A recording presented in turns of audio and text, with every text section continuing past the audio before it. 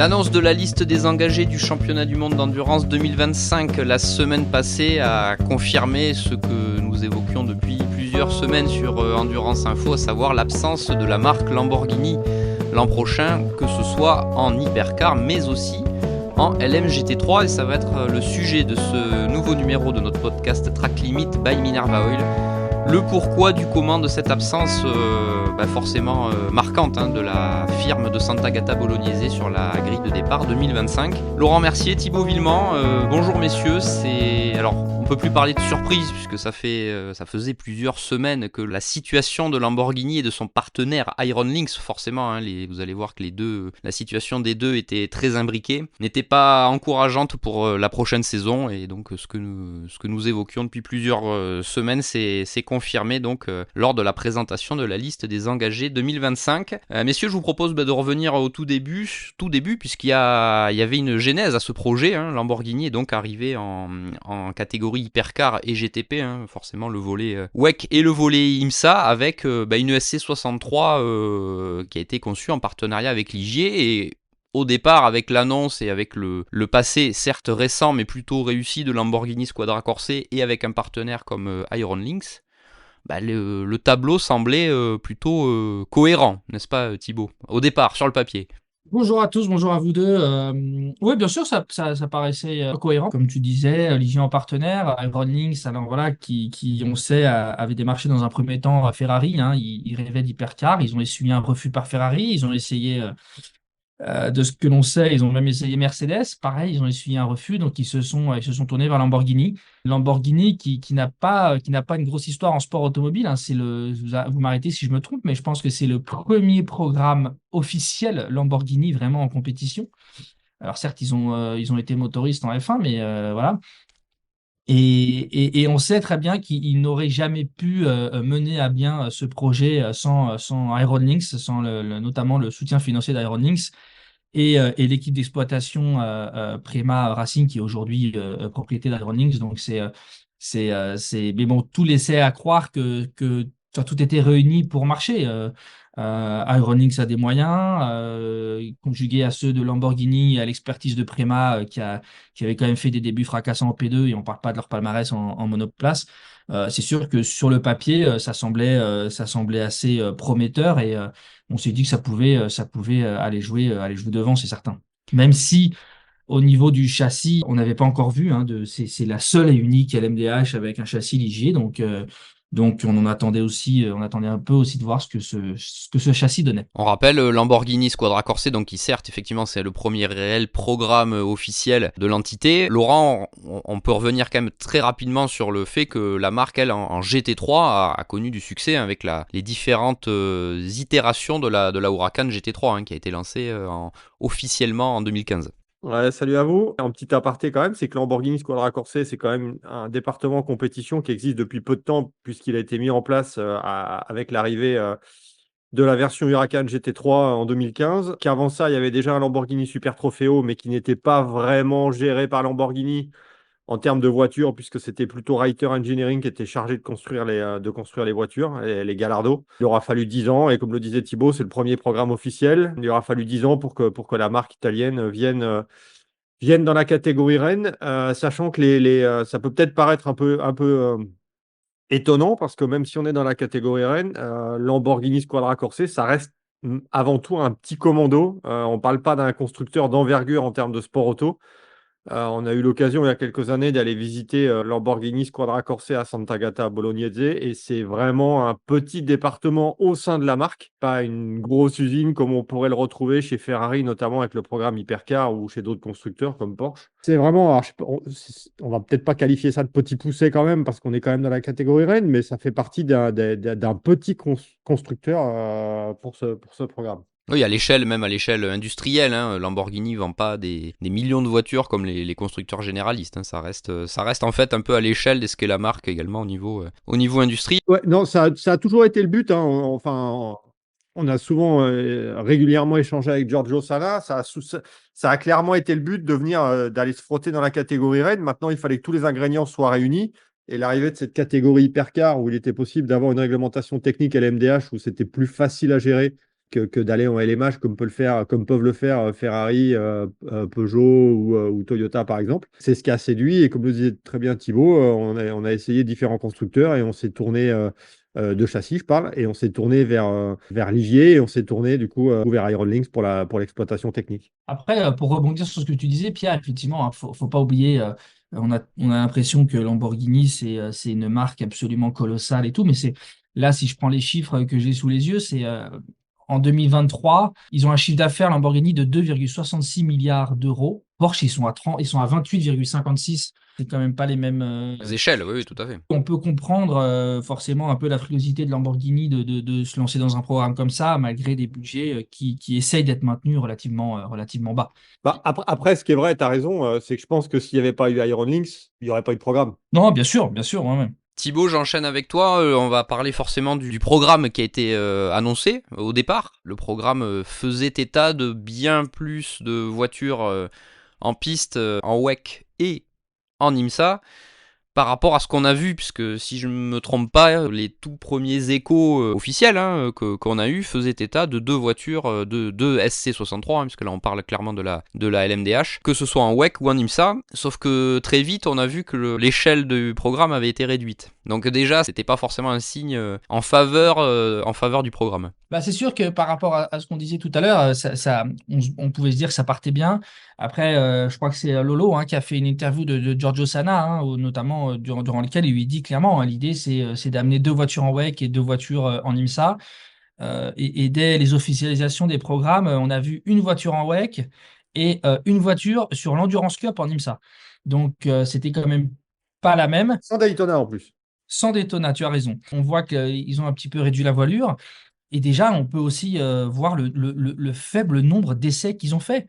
Ils ont quand même très très peu roulé en essais et aujourd'hui, il faut quand même mettre au point la voiture, la fiabiliser. Alors, il s'avère que d'entrée, elle a été quand même relativement fiable. Elle a eu, c'est assez curieux, elle a eu ses problèmes de fiabilité en fin de saison. Mais on a pu voir au Mans les deux voitures rallient l'arrivée sans problème majeur, on va dire. Ils ont tout de suite réduit la voilure d'entrée avec une voiture dans chaque championnat sur et encore, comme on disait aux États-Unis, sur un programme partiel.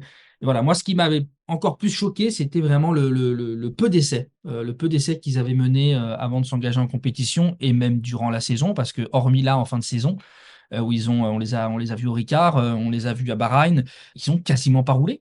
Quasiment pas roulé. On peut parler on y reviendra après, certainement des petits problèmes. La voiture n'était pas parfaite dès le début, mais alors en plus, quand on la développe pas, c'est encore plus complexe. Et c'est sûr que déjà, c'était un petit peu peut-être les prémices d'une stratégie et d'ambition peut-être revue à la baisse sur ce projet. Et comme tu le dis souvent, une seule voiture dans quel que soit le championnat, IMSA ou WEC, ça aide pas au développement. On le voit avec Cadillac qui a été moins performant en WEC qu'elle n'a été performante la V-Series en IMSA. En fait, alors il y en a beaucoup à chaque fois, les concurrents, quand on leur pose la question et que c'est les intéressés, ils disent toujours, bah non, c'est bien, on peut se concentrer sur une voiture. Moi, perso, j'ai du mal à y croire parce que j'ose espérer que, en tous les cas, les équipes de référence partagent les réglages entre les deux autos. Et comme on le disait récemment, il y a quand même pas beaucoup de roulage sur une manche de WEC en essai libre. Enfin, c'est pas énorme. Donc, quand on débarque, qui plus est, avec une nouvelle voiture sur un nouveau circuit, malgré tous les outils de simulation qui est à disposition aujourd'hui, généralement, les équipes partent quand même sur des réglages assez différents sur les deux autos pour un petit peu tâtonner et puis après converger. Et là, c'est sûr qu'avec une auto, c'est un peu plus compliqué. Et on a pu le voir cette année, même avec Porsche, qui a plusieurs autos, mais à quel point ils ont pu capitaliser sur leur première saison le fait d'être déjà venus sur les circuits et d'en connaître clairement les spécificités. Donc là, j'ai l'impression que oui, Lamborghini l'a payé cash. Et on a vu avec Cadillac que c'était pas facile et que Cadillac, même dès qu'il y avait plusieurs voitures, on a pu voir que ça marchait mieux. Voilà, on a parlé du Mans, on a parlé de Spa l'an dernier, Sebring où ils avaient en plus roulé tout l'hiver. Donc oui, j'ai du mal à croire quand même à la stratégie d'une voiture, c'est tout aussi bien. Je reste persuadé que deux, c'est beaucoup mieux. Laurent, on va passer à cette SC63 un peu plus en détail de la voiture en elle-même. On a rapidement vu que la voiture avait un un souci d'embonpoint, hein, très clairement. Ça a été un peu le fil rouge de cette saison dans le clan italien. Et est-ce qu'en corollaire, la question est, est-ce qu'on n'est pas parti trop tôt, notamment dans le projet? Est-ce qu'on n'aurait peut-être pas pu attendre peut-être un peu plus quand on a vu certaines difficultés de la voiture? Le truc, c'est qu'une fois que la voiture elle est homologuée, elle est homologuée. Donc après, une fois que la feuille d'homologation est signée, après, il faut y aller. Alors c'est sûr que c'est pas simple au niveau du poids. Ça a été réglé en petite partie au niveau du Mans. La liaison au sol n'est pas forcément non plus idéale. C'est le premier constructeur avec lequel travaille Lamborghini, c'est Ligier, qui n'avait pas d'expérience sur la réglementation et les MDH. C'est sûr que je pense que c'est Prema surtout qui discutait surtout avec Ligier pour cette voiture, puisque c'est quand même l'équipe d'exploitation qui est quand même derrière. Et maintenant, qu'est-ce que tu veux rajouter de plus? C'est sûr qu'avec une seule voiture, je pense qu'on peut pas. Enfin, ça, Thibaut, qui a suivi toute la saison WEC, je pense, peut témoigner de par les discussions qu'il a pu avoir avec les différents pilotes. Je pense qu'il n'y a pas tout n'est pas acheté sur cette voiture. Thibaut, dis-moi si je me trompe. Ah non, non, non, clairement pas. Tu vois, donc, je pense que ça demande du roulage. Et il y a un truc aussi par-dessus tout, à mon avis, qu'il faut peut-être aussi signaler, c'est que ça demande aussi une relation. Et je ne suis pas persuadé que ces derniers mois, la relation entre Lamborghini et Ironix était au beau fixe. Et je pense que ça, quand tu veux aller de l'avant, je pense que ça met quand même un sérieux coup d'arrêt. Non, totalement, tu fais bien de dire, Lolo. Et puis après, pour revenir au poids, ouais, on a quand même parlé d'un embonpoint assez conséquent, euh, corrigé en petite partie au Mans. Mais là, on parle encore. Alors, des fois, on nous dit qu'on a tort, des fois non, mais on parle de plus de 20 kilos. C'est énorme. C'est énorme. Ça veut dire qu'aujourd'hui, quand elle roule à Lamborghini, elle ne peut pas atteindre le poids mini que lui autorise la BOP. Et déjà, c'est complexe. Une vingtaine de kilos, pour ne pas dire plus, sur des voitures comme ça, c'est absolument colossal quand on sait que la BOP, on parle de 1-2 kilos, que maintenant on parle de moyenne de compensation de poids des pilotes et des équipes pour les équipages. C'est complexe. Puis là, ils en ont gratté un petit peu au Mans, mais depuis, non. Et surtout, si on parle de plus de 20 kilos, ça ne se gagne pas sur une pièce. Ça se gagne sur plein de petites pièces. Et aujourd'hui, la voiture, elle est homologuée. Donc, pour moi, c'est un petit peu ce que je disais. Je m'étais un petit peu fait critiquer après Le Mans parce que j'avais dit que je préférais être dans la situation d'Alpine que de Lamborghini. Parce que quand vous avez un règlement qui est régi par une BOP, où vous avez 5 jokers sur la période 2021-2027, bah, les jokers fiabilité ils sont gratuits. Donc pour Alpine, tout ce qu'ils sont en train de faire sur leur moteur pour le fiabiliser, c'est gratuit. A contrario, Lamborghini, tout ce qu'ils doivent faire sur la voiture, c'est considéré comme de la perfo. Donc aujourd'hui, moi je pense que la situation d'Alpine, elle est quand même plus confortable que celle de Lamborghini, qui va devoir utiliser un sacré paquet de jokers pour rendre sa voiture fiable. Et surtout, trouver une vingtaine de kilos, bah, ça va être compliqué. Il y a beaucoup forcément, dans le paddock, il y a des gens qui disent oui, c'est le châssis. Il y en a d'autres qui nous ont dit bah, apparemment le moteur est très lourd. Donc derrière, bah, il a fallu compenser par ailleurs et ça a été compliqué parce que la voiture, elle n'est pas non plus solide que la concurrence, hein, on a pu le voir lors des contacts. Donc oui, le poids, elle a été le problème majeur et comme le disait Lolo, la liaison au sol, on a notamment apparemment des soucis de débattement au niveau des amortisseurs qui seraient liés à des informations erronées au niveau de la souplesse du châssis. Donc ça, Lamborghini, c'est leur axe de travail majeur en ce moment. Ils ont bien travaillé. Ils ont essayé 3 systèmes différents. C'est le système intermédiaire qui aurait donné satisfaction et qui serait intégré. Mais il semblerait qu'il ne sera même pas intégré pour l'année prochaine. En tous les cas, ça, c'est un petit peu ce qui est rassurant, c'est qu'ils ne veulent pas jeter l'éponge. Cette SC63, si vous lisez l'interview que Romain Grosjean nous a donnée à l'issue de Petit Le Mans, euh, il n'y a pas tout qui est acheté, bien sûr que non. Et là où elle est vraiment en délicatesse, c'est quand les circuits sont bosselés. Alors forcément, aux États-Unis, c'est souvent le cas. Et là, pour l'instant, les nouveaux éléments qu'ils ont testés, ils les ont testés, si je ne m'abuse, à Barcelone au Paul Ricard. C'est des tracés qui sont quand même relativement lisses. Donc, même si ça a apporté satisfaction, c'est relativement lisse. Donc, il va falloir voir à quel point ils arrivent à progresser. Moi, ce qui m'inquiète le plus, encore une fois, c'est le poids. Parce que si on parle encore d'une vingtaine de kilos, pour ne pas dire plus, c'est à gagner. Bah, bon courage. Ça va être, moi, ça me semble comme ça me semble assez compliqué. Et est-ce que le lien avec Ligier, on sait que Ligier n'a pas forcément été des plus présents en LMP2 et on sait que les LMDH ont peut-être il y a une filiation, hein, avec les LMP2. Est-ce que vous pensez que ça a pu jouer aussi dans ces soucis, on va dire, au niveau châssis purement? Moi, je pense pas. Enfin, Lolo, tu m'arrêtes si je me trompe. J'en suis pas persuadé. Après, aujourd'hui, je dirais que les deux références en ce moment dans le domaine, c'est peut-être Dallara et Oreca, qui ont la meilleure aura en ce moment. Multimatic, honnêtement, la Porsche, elle est loin d'être parfaite et on a entendu beaucoup de critiques. Alors, ils ont vachement haussé leur niveau de jeu sur plein de choses cette année. Ils réussissent à compenser. Mais d'un point de vue de base, je dis pas que c'est forcément le châssis, hein, mais la voiture, elle n'est pas non plus, c'est pas une voiture qui est facile à conduire. Le souci, le terme n'est pas bien choisi, mais en fait, c'est un compromis entre la performance, la silhouette. Il faut quand même que la voiture ait un petit peu de l'ADN Lamborghini. Je trouve que sur ce plan-là, on aime ou on n'aime pas, c'est réussi. Moi, je trouve.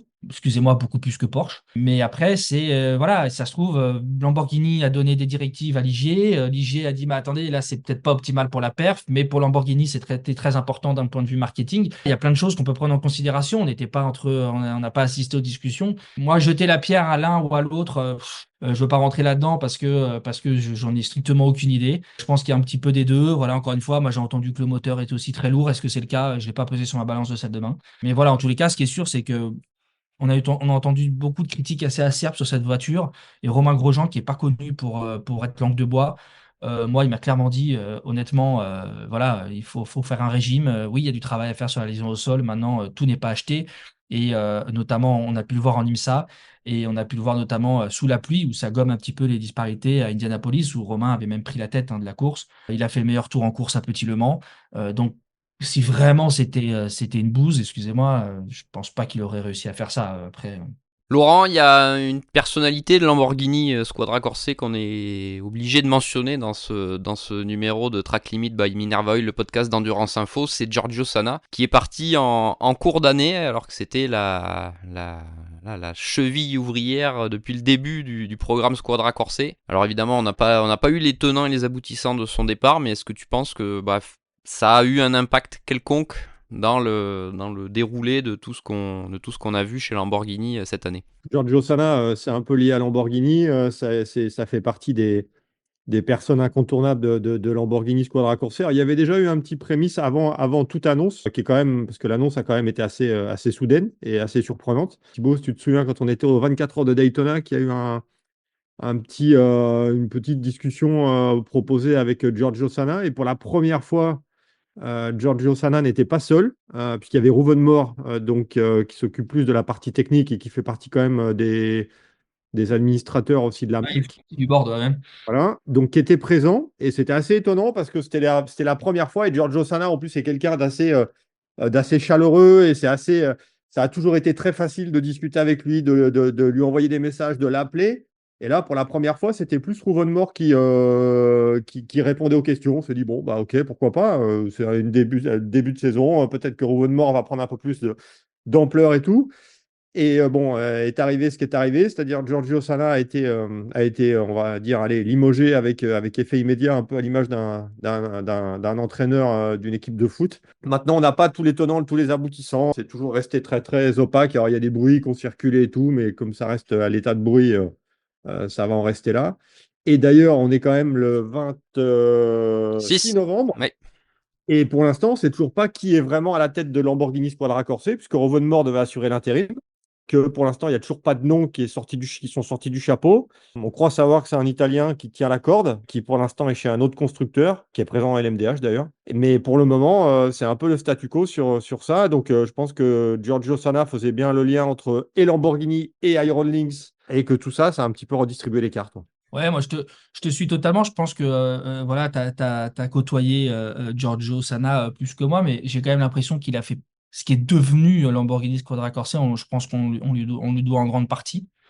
Il les a quand même fait entrer dans une nouvelle sphère, hein. Encore une fois, vous êtes plus calé sur, comme tu sais bien de le mentionner, Pierre, au début, sur tout ce qu'ils ont fait, notamment en GT3. Maintenant, oui, forcément, ça a mis certainement un petit peu le bazar, notamment parce que je pense qu'il était entre les deux entités. Pourquoi il est plus là, j'en ai aucune idée.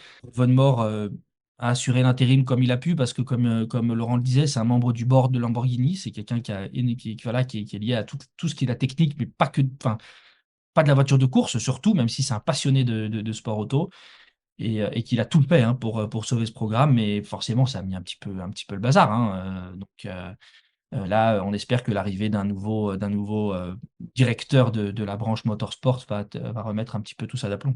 Messieurs, je vous propose d'enchaîner sur un peu les signes, les premiers signes, les éléments qui ont présidé un peu à cette annonce finale là de l'absence de Lamborghini l'an prochain en championnat du monde d'endurance en hypercar et en LMGT3 également. On y reviendra par la suite. Mais très vite, on a compris que outre le programme réduit dans la saison, vous qui avez vraiment suivi plus particulièrement le WEC et l'IMSA, on a vu que certains détails allaient dans le sens de cette annonce de l'absence. Est-ce que Thibaut, tu peux revenir un peu sur un peu ce déroulé au fil du temps de cette saison 2024 avant l'annonce de l'absence en 2025?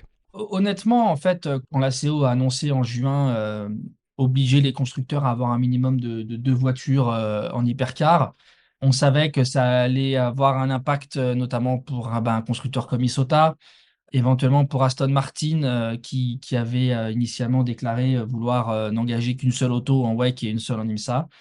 On ne s'attendait pas forcément à ce que ça en est sur Lamborghini, parce qu'en plus, comme on le disait à la base, l'idée c'était quand même d'avoir 2 voitures en WEC, pareil en IMSA, et au final on a réduit la voilure pour 2024. On avait quand même la sensation que l'objectif c'était de passer à 2 l'année suivante, parce que pour les raisons énumérées précédemment, on vous a révélé l'information en septembre à notre retour des 6 heures de Fuji.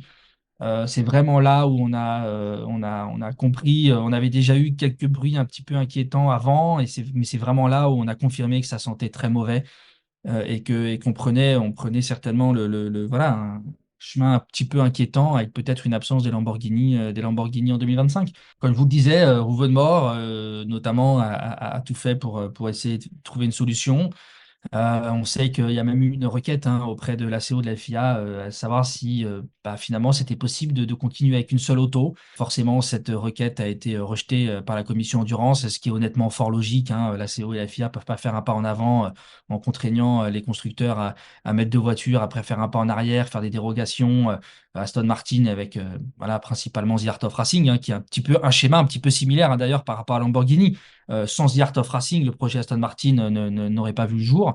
Et The Art of Racing a trouvé les financements pour en aligner une deuxième, tout en maintenant son engagement en IMSA. Donc voilà, c'est vraiment à Fuji que là, je me suis dit, ça sent pas bon. En clair, aujourd'hui, ce qui les a mis dans le pétrin, c'est l'obligation d'aligner une deuxième voiture. Il semblerait que le board avait donné le budget pour une voiture en WEC, une voiture en IMSA et un budget pour les développements, puisque ils veulent développer l'auto, qui n'ont pas encore assez développé, et on a mentionné ce qu'il fallait faire précédemment. Mettre une deuxième voiture en WEC, c'était complexe. Et puis là, c'était voilà, qui est-ce qui met l'argent? C'est Lamborghini, c'est Ironix, c'est en plus, on sait que le projet, pour l'instant, d'un point de vue sportif, il n'a pas apporté voilà, il n'a pas eu les résultats attendus, même si, encore une fois, tout n'est pas acheté. Je pense qu'en plus, on ne peut pas dire que le groupe Volkswagen est dans une bonne santé financière et tout en termes d'investissement, et qu'à un moment, il faut bien qu'il y ait quelqu'un qui mette l'argent s'il faut aller un peu plus loin, et que je pense qu'Iron Lynx a déjà mis beaucoup de moyens, parce que Iron Lynx, on parle du programme Lamborghini SC63 cette année, mais Lamborghini, c'est quoi? Iron Lynx, pardon, c'est quoi? C'est une quinzaine de Lamborghini alignés dans les différents championnats, hein. Si on Oui. prend le GT3, si on prend le Lamborghini Super Trofeo Europe, le Lamborghini Super Trofeo Asia, le WEC, les courses à faire en IMSA en GT aussi, la Michelin Le Mans Cup, le LMS, Le tout ça. programme aussi en rallye avec Iron Lynx, Exactement. Iron Dams, ouais, ça Ouais, fait. donc le programme en Ligier European Series, parce qu'il y a aussi maintenant un programme en Ligier European Series. Il y a aussi, alors là on sort du domaine du sport auto et de Lamborghini, mais il y a aussi tout le programme en équitation avec Iron Lynx, enfin Iron Dam, pardon, plus qu'Iron Lynx, avec Iron Dam qui fonctionne quand même très très bien en équitation, où les filles ont gagné dès la première saison. Donc tout ça, ça fait quand même beaucoup d'argent investi par Iron Lynx pour ce programme-là. Et maintenant, la question qu'il va falloir se poser, c'est quid de tous ces programmes? On est d'accord puisque l'annonce donc a été faite la semaine dernière. Lamborghini sera donc absente du championnat du monde d'endurance, mais en revanche le programme IMSA lui se poursuivra. Alors sous quelle forme exacte, on est encore en attente de l'officialisation, mais effectivement donc plus de Lamborghini et donc plus de lien Lamborghini Iron Lynx, puisqu'on vous rappelle que Iron Lynx sera présent en LMGT3 avec Mercedes. Ça a été le transfert de ce mercato. Mais effectivement, maintenant, Thibaut, que va devenir ce programme SC63 hors l'engagement, pour l'instant, une seule voiture, de ce qu'on voit, en IMSA? Bah, comme tu le disais, aujourd'hui, il y a une auto qui est inscrite sous la bannière Lamborghini Iron Lynx. Moi, j'ai du mal à croire que Lamborghini et Iron Lynx peuvent continuer à travailler ensemble alors que même Iron Lynx a décidé de ne plus faire rouler du Huracan GT3 en WEC. C'est quand même un signe fort et ça, c'est un petit peu la surprise de dernière minute. Pour l'instant, elle est inscrite. On espère vraiment qu'elle sera là. On avait même entendu à un moment parler d'une deuxième voiture puisqu'il y en avait à partir du moment où l'engagement WEC était mis sur pause en tous les cas, on s'est dit bah, peut-être qu'en fait il y en aura une deuxième. Il faut continuer à travailler. Il y a rien de mieux que la course pour développer la voiture. Là aujourd'hui, il nous manque quand même pas mal d'informations. Ce qui est sûr, c'est que nous, des infos qu'on avait il y a quelques semaines, Lamborghini n'a aucune intention d'arrêter le projet SC63. Je pense il faut qu'il continue et cette année 2025, je pense qu'il la voit vraiment comme une année de développement pour revenir plus fort en 26, certainement avec une autre équipe d'exploitation, et revenir, et on espère notamment aussi en championnat du monde d'endurance et donc aux 24 heures du Mans. Aujourd'hui, qu'est-ce qui va en être en IMSA? On croise les doigts. La voiture a participé à l'IMSA Sanction Test de Daytona. Elle semble pour le moment confirmée. Donc, on espère que ce sera vraiment le cas. Et comme on vous le disait, Lamborghini continue à développer l'auto. Le seul truc, Thibaut, c'est un peu ce qu'on a vu dans le passé, c'est qu'on a rarement vu des constructeurs arrêter pour revenir l'année suivante. Enfin, pour faire une année de pause et revenir l'année d'après. Quand on sait que l'économie va pas forcément très très bien, Non, bien sûr. Après, qui va mettre le pognon? Le problème, c'est qui c'est- paye. exactement. Tu vois. Là est tout le problème. Après, là, c'est mettre le programme partiellement en pause. S'il le continue en IMSA et qu'il trouve une équipe d'exploitation et, comme tu dis, le financement, parce qu'encore une fois, sans Ironing, ce projet n'aurait jamais vu le jour, alors pourquoi pas? Rien ne les empêche de revenir en WEC la saison suivante. Mais aujourd'hui, faut qu'ils trouvent une équipe d'exploitation qui participe en partie au financement. C'est un petit peu le business model qui a de plus en plus dans cette catégorie et en endurance, qui était déjà très bien en place en IMSA, ou hormis Penske, et encore, ils participent en partie au projet. Voilà, Wayne Taylor Racing a des partenaires, Action Express Racing a des partenaires. Il y a BMW aussi qui est dans un cas un petit peu à part, mais on voit Cadillac en WEC. S'ils sont allés chez Jota, c'est d'une parce que c'est une équipe excessivement talentueuse, mais aussi parce qu'ils participent en partie au financement du projet avec des partenaires assez forts. Moi, j'espère vraiment qu'ils vont déjà trouver une solution et que ça va continuer en 2025, même si Lamborghini Squadra Corse n'a pas d'équipe d'exploitation. Donc, si c'est pas Iron Lynx, va falloir trouver, je ne sais pas comment ils vont faire, mais il va falloir trouver des gens. Comme le programme n'est pas mis totalement sur pause, j'ose espérer à un moment que ce sera le WEC reviendra. Donc ça me fait penser effectivement qu'on n'a pas abordé un petit point, c'est pourquoi l'IMSA plus que le WEC. Il y a certains qui auraient pu penser que on enlève la voiture qui est engagée en IMSA et on l'engage en WEC, comme ça on a deux voitures en WEC. Mais voilà, le marché américain est le plus important pour Lamborghini. Il ne faut pas oublier aussi que c'est l'IMSA qui organise le Lamborghini Trofeo Super Trofeo North America. Donc les liens avec l'IMSA sont très importants et le marché américain est excessivement important pour Lamborghini. Ça a peut-être d'ailleurs été aussi un autre sujet de divergence avec Iron Lynx. On sait que pour Iron Lynx notamment, forcément c'est le Mans c'est le Mans qui a plus d'importance. Mais voilà, je voulais juste revenir sur ce petit point du pourquoi, du comment on pourrait avoir une voire deux Lamborghini en IMSA contre zéro en WEC. C'est pour des raisons purement commerciales. Et Thibaut, tu parles de l'IMSA. Le programme aujourd'hui de la SC63 reste moindre par rapport à ce qu'on aurait pu attendre également. On ne sait pas exactement si la SC63 sera à l'année en WEC, en IMSA, pardon. Pour l'instant, je crois qu'elle est engagée qu'en Peu Endurance en Endurance Cup. Cup, voilà, c'est ça. Mais ça, on parle de quelque chose qui a été annoncé au mois d'octobre en marge du Petit Le Mans. Depuis, il s'est passé tout ce qui s'est passé. L'officialisation définitive du fait qu'on n'aura pas de SC63 en WEC. Donc, est-ce que ça a pu changer la donne? Je ne sais pas. Est-ce que, encore une fois, j'ai même entendu parler à un moment s'il n'y avait pas de programme WEC, d'une éventuelle deuxième auto à l'année en IMSA. Tout ça, c'est des éléments qui doivent être en cours de discussion actuellement. Je pense que l'IMSA est un peu moins rigide que la FIA sur les engagements. On sait que lors de la conférence de presse donnée en marge du Petit Le Mans, John Doonan avait dit il y aura peut-être une voiture supplémentaire surprise. Donc peut-être que c'est celle-ci. Pas forcément. J'ai entendu aussi d'autres choses, de voitures qui arriveraient en cours de saison. Donc on s'avancera pas trop là-dessus. Mais en tous les cas, oui, tu as raison. Ce serait aussi pour l'instant juste de l'Endurance Cup. Encore une fois, de toute façon, même l'année prochaine, il faut pas s'attendre, même en IMSA, malgré quelques petites performances sympathiques, notamment à Indianapolis sous la pluie. Il ne faut pas s'attendre à voir la voiture rouler forcément dans le peloton de tête. Mais on sait que l'effet de course et les interruptions de course en IMSA, c'est un petit peu le charme de la course à l'américaine.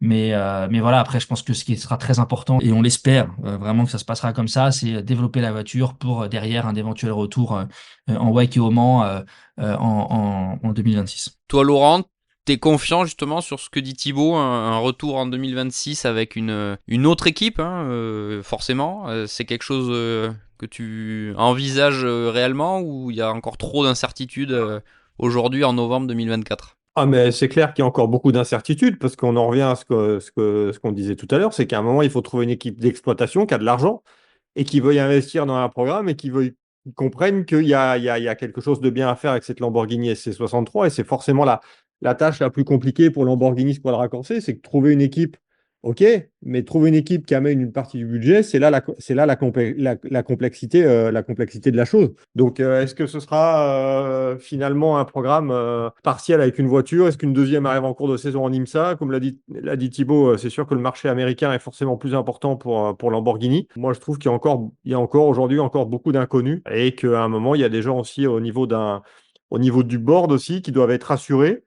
sur la viabilité du projet parce qu'à un moment, c'est quand même la marque qui est mise en avant et que aujourd'hui, ça reste quand même très très compliqué dans le monde de l'automobile et qu'il peut se passer quand même beaucoup de choses du jour au lendemain sans trop qu'on s'y attende. Donc moi, j'attends de voir, mais bon, personnellement, j'avoue que j'aimerais bien revoir cette Lamborghini SS63 parce que la voiture a de la gueule, parce que c'est un constructeur supplémentaire et qu'il y a quelque chose de bien à tirer de cette voiture. Ouais, non, puis pour revenir justement sur les marchés, là, je voyais, ouais, c'est de très très loin, hein. Les États-Unis sont le plus gros marché. Il y a 3000 voitures vendues aux États-Unis, suivi par l'Allemagne avec 961. Je parle de 2023. Ça, c'est des chiffres qui datent de janvier dernier. Donc bon, voilà, c'est là aussi, c'est des chiffres qui nous montrent hein, que Lamborghini reste pas un constructeur de la même envergure que Porsche, par exemple. Mais voilà, puis après, la question, c'est, là, on parle 2026, mais il y a même des incertitudes sur 2025 en IMSA, parce que au vu de la relation entre Lamborghini et Iron Lynx, aujourd'hui qui semble quand même très très complexe. Je les vois mal faire cause commune l'année prochaine en IMSA. Donc déjà pour l'année prochaine, soit qu'ils forment une équipe d'exploitation, soit qu'ils en trouvent une. Bah, former, ça semble quand même compliqué. Mais oui, il faut en trouver une. Et comme tu l'as dit, franchement, je serais très étonné que la voiture l'année prochaine, s'il y a une voiture qui roule, qu'elle soit engagée sous la bannière Lamborghini Iron Lynx. Avait pris déjà les devants avec la voiture en GT3 qui est engagée sur la liste sous le nom Automobili Lamborghini. Et je pense aussi, comme tu l'as dit, que l'IMSA est beaucoup plus large en termes de calendrier pour faire rouler une voiture, pour l'engager. Alors que la FIA, il y a une deadline. Et si tu dépasses la deadline, bah, t'es foutu et qu'on ne reviendra pas en arrière. Je pense qu'au niveau de l'IMSA, bon, c'est un peu plus light. C'est pas un championnat du monde labellisé FIA. Donc il y a plus de largesse à avoir. Donc, mais je serais très très surpris que la voiture s'appelle Lamborghini Iron Lynx. Messieurs, l'autre volet également de cette absence de Lamborghini en WEC, c'est également le LM GT3, puisqu'il n'y aura pas de Huracan GT3 Evo 2 en 2025 en WEC. Est-ce que Thibaut, cette absence également donc, de la marque italienne, en gros, ça valide et ça officialise le divorce avec Iron Lynx? C'est un petit peu ça le corollaire, non? Bah, pour moi, c'est vraiment ce qui a marqué définitivement à mes yeux le fait que je ne vois pas encore une fois comment ils peuvent continuer à collaborer. Ça a été un petit peu, ça a été un petit peu la surprise parce qu'on sait à quel point Iron Lynx tient au WEC. Tient aux 24 heures du Mans. Et là, finalement, Iron Lynx a été assez critique hein, envers la Huracan GT3. Encore une fois, vous êtes mieux placé que moi pour en parler. Je ne pense pas que cette voiture soit mauvaise, vu ce qu'elle a fait cette année encore. Elle a d'ailleurs gagné Petit Le Mans, elle a gagné en ELMS, elle a gagné le DTM. Donc c'est loin d'être une poubelle. Mais bon, voilà, pour moi, ça a été au début, je me suis dit, la seule solution qu'a Iron Lynx pour venir en WEC, c'est de rester en Lamborghini. Et finalement, il y a eu cette opportunité avec Mercedes qui s'était créée. Mercedes était prêt. pour diverses raisons. Déjà, ça y est, ils vont greffer les couples maîtres à leur GT3, puisque c'est dorénavant, à partir de l'année prochaine, obligatoire en IMSA. Et ils regardaient notamment avec GetSpeed pour rentrer en WEC. Finalement, voilà, pour diverses raisons, c'est pas GetSpeed, et notamment forcément des raisons financières, on va pas se mentir.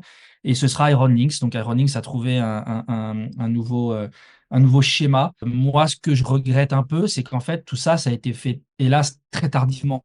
En fait, il n'y avait pas de solution possible, même pour le GT3. Vous voyez, quand on vous a révélé l'histoire en septembre, la clôture des engagements pour la saison 2025, c'était 18 novembre. Je ne voyais pas trop comment Lamborghini pouvait se retourner pour le programme Hypercar.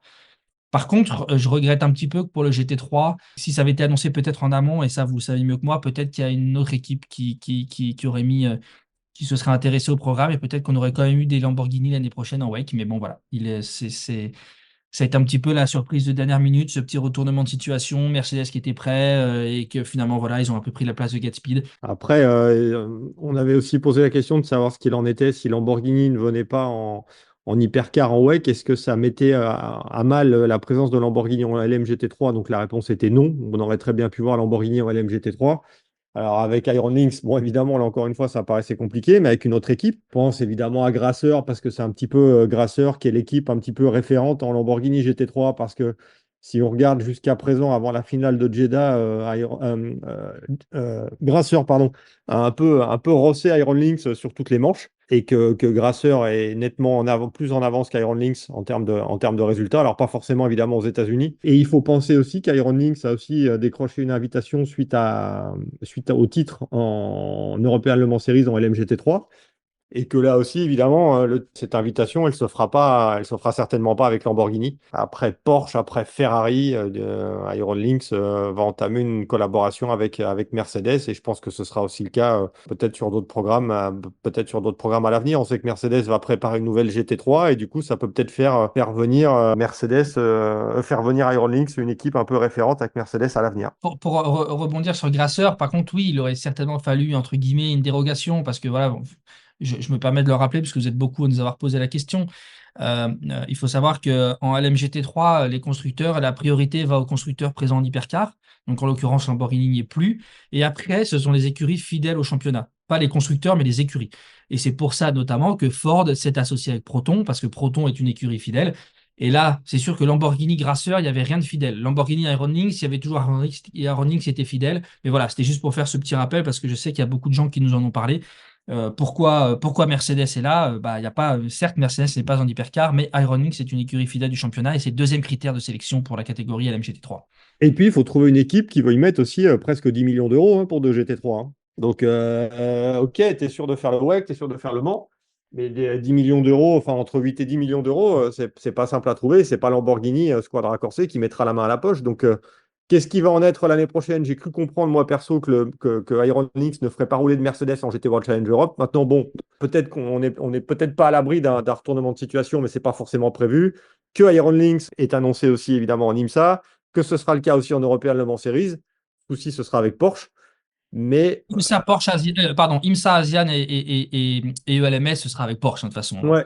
ouais, tout à fait. Alors après, qu'est-ce qu'ils vont faire en Michelin Le Mans Cup? Parce que c'est un championnat un peu à part. Est-ce que ce sera Mercedes? Est-ce que ce sera aussi Porsche? Donc là, il y a encore pas mal d'interrogations. Mais puis Iron Lynx, enfin, pas Iron Lynx, mais Prema va aussi s'engager en IndyCar l'année prochaine. Donc la galaxie est quand même suffisamment importante d'un point de vue financier, parce que là, on parle quand même en dizaines de millions d'euros sur la totalité des programmes. Donc bon, c'est pas une mince affaire quand même. Et messieurs, pour ouvrir un tout petit peu le sujet, est-ce que l'arrivée également de la nouvelle Lamborghini, la Temerario, dont la silhouette avait été dévoilée il y a quelques jours en marge des Lamborghini World Finals à Jerez en Espagne, est-ce que ça peut peut-être aussi redonner un nouvel élan à la marque, peut-être en vue d'un retour éventuellement en MGT3 en WEC? Il faut déjà voir ce que ça va donner à ce niveau-là. Pour ça, il faut aussi que Lamborghini essaie de revenir aussi dans la catégorie hypercar. Parce que autant, je pense que ça aurait pu le faire l'année prochaine si ça avait été une équipe, comme l'a dit Thibaut, qui était proche du championnat.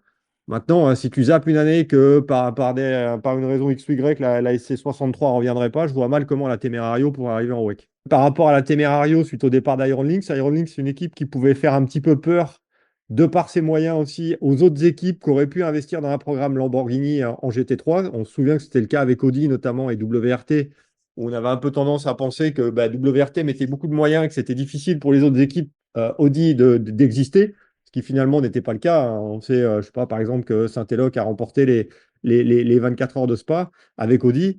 Et là, peut-être que le départ de Iron Lynx, qui était un petit peu l'équipe qui mettait le plus de moyens avec Lamborghini, ça va peut-être donner des idées à d'autres équipes, justement, d'investir dans une Lamborghini. Alors peut-être Huracan GT3, pourquoi pas, pour l'année prochaine, avant d'attendre la Temerario l'année d'après, et la version Super Trofeo, qui elle, sortira avec 1 an encore de retard par rapport à la version GT3. Messieurs, on a fait le tour un peu de ce sujet Lamborghini, donc on vous rappelle l'absence de la marque italienne en championnat du monde d'endurance en 2025, que ce soit évidemment en hypercar ou en LM GT3 comme l'a confirmé la liste des engagés.